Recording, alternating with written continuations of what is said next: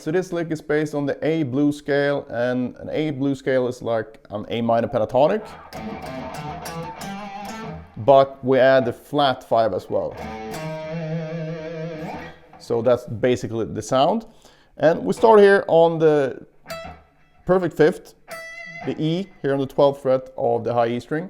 I'm gonna be quite quick as usual, but you have the tabs available for free by following the link in the description. So if you want the tabs, just check that out there. You get all the picking indications and everything. So with that said, let's just get going here. So we start here on the 12th fret. I'm gonna play an A minor arpeggio. And I'm gonna sweep this, and the way that I play this is up, pull off, up, down, down, down. So you get a 6-note pattern here.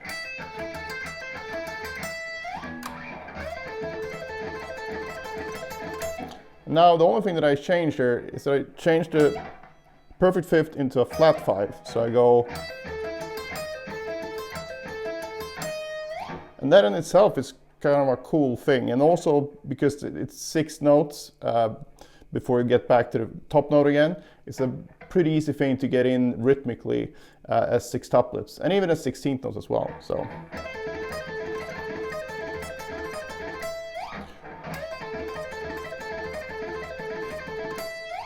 anyway, so do that once. Then I go down the entire 5-string arpeggio here, so basically 2 octaves of the A minor one. So we got, picking for this is up, pull off, up, up, up, up. After that arpeggio, I'm gonna shift up here to the C note on the A string, 15th fret, and go up a C major arpeggio.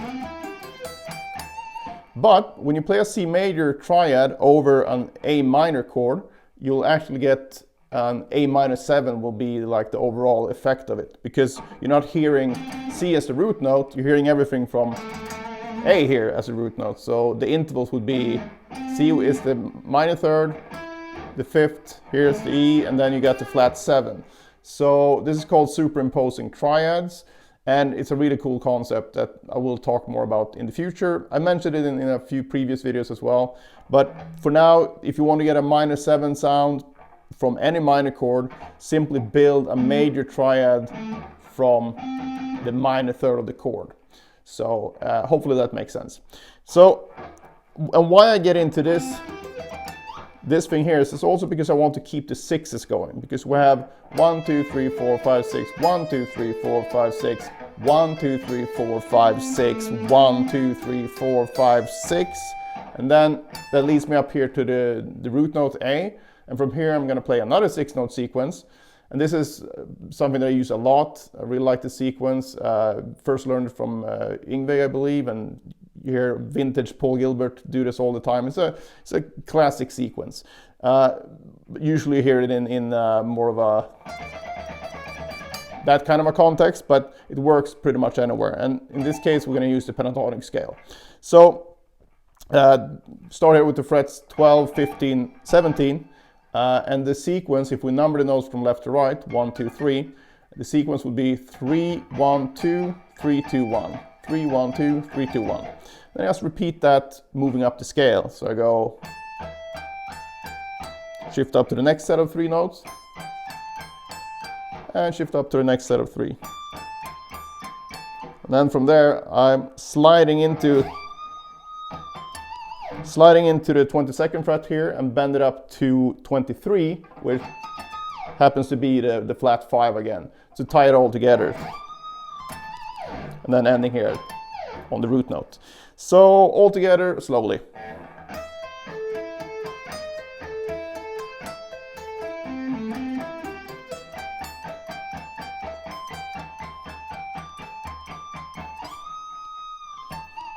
Alright, as far as practicing this, just divide it up into smaller pieces and spend the most time on the parts that you're not really good at.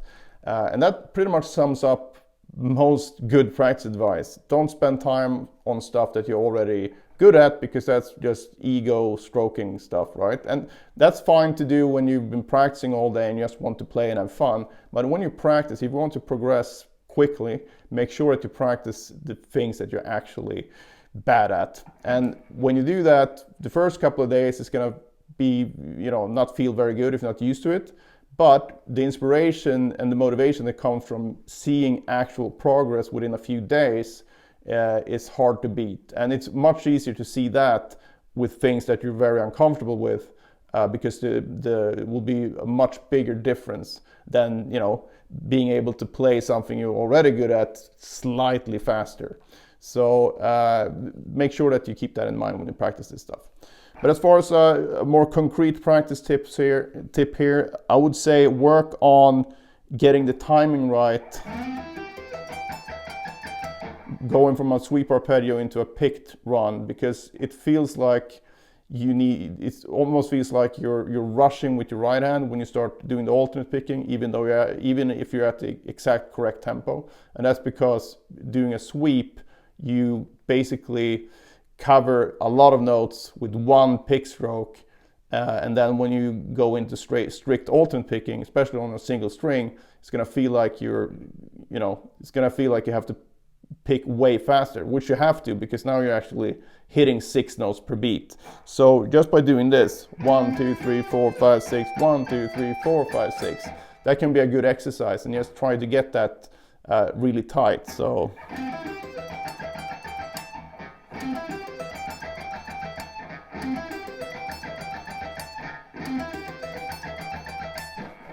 that can help a lot when you try to speed all this stuff up. So try that. And also for the single string stuff here, if you're not used to the sequence, I would do it also with 1 2 4 and 1 3 4, and just move that up and down the fretboard. Because once you get the synchronization down here, if you can do 1 3 4 like that, it's not that big a deal to stretch your fingers a bit and do the same thing with the pentatonic, because it's all about getting the synchronization between 1 3 and 4 and your alternate picking in 1 2 and 4, and pretty much any combination of the left hand. But when you can do that, it doesn't make that much of a difference when you stretch your fingers. You don't really need to practice everything specifically if you get the general synchronization down between your two hands. So keep that in mind, have fun with this one. If you have any questions, just post them below. And again, make sure to pick up the tabs by following the description below. And also remember that I have a members thing here now. So every Friday, there's going to be an exclusive lessons only for members. So check that out, and see you in the next one.